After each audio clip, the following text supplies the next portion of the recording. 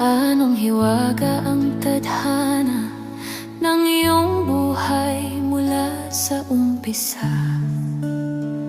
Bago ka pa isinilang at noong ikaw ay sinilang, ay malaki ang kaibahan. Sa bawat Filipino ang pangalan mong taglay ng siyang nagbigay ng katanyagan mong kasikatan sa bansang bughaw sa malayong bansang silanganan. Dugong maharlika, dugong dapat ipagmalaki na ang ama mong lihim na nagserbisyo sa Filipino at sa bansang Pilipinas. Taas noon na ikaw ang siyang nagsakripisyo sa masilamuot na buhay na naging tadhana na di mo ginusto. Pero inalay mo ang sarili sa bayan nating mahal na nagutom, sapagkat ang Diyos Amang lumikha sa'yo upang gumanap sa isang bagay na biyaya na lihim-lihim na noong araw pa na inimpok ng malikhain mga kamay ng ating mga ninuno.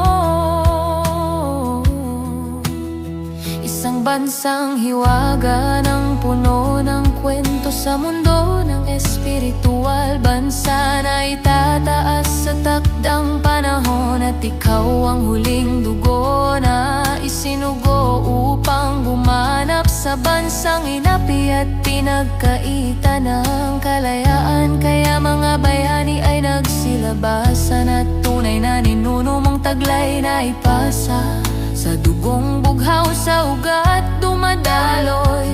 Lumaban ka para sa dakilang bayan,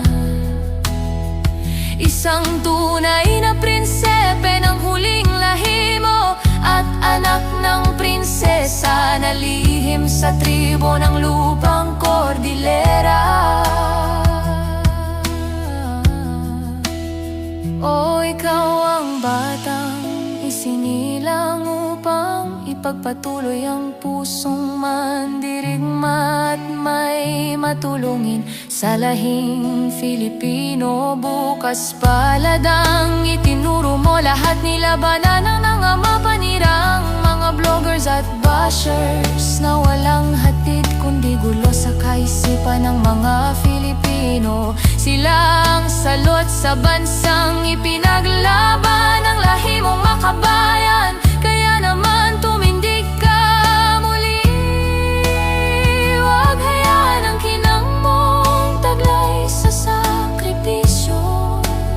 Mula sa pagkabatay itinago na sadyang manghihina. Kaya sa panahon na ngayon na ikaw ang bagong bayani namin, sa panahon ng pandemya isang pilantropo sumibol dahil yan ikaw. Yan ang buhay mo na itinakda para sa kinabukasan. Kaya naman gising na mga kabataan, maging film kayo. Pag-asa ng idol nyo, kayo ang makikinabang ng biyaya ng bansang sinilangan. Taglayin nyo ang tatak film Filipino, laging matulungin sa panahon ng sukme. Dapat natin isa-isip at isabuhay. May pandemic hero na nagsakripisyo upang ang bansang maharlika.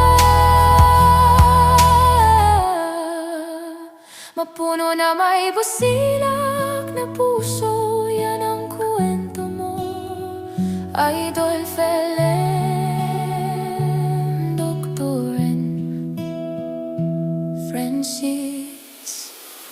Isang tunay na Filipino, may pag-ibig sa kapwa-tao. Mga Filipino ay binago mo.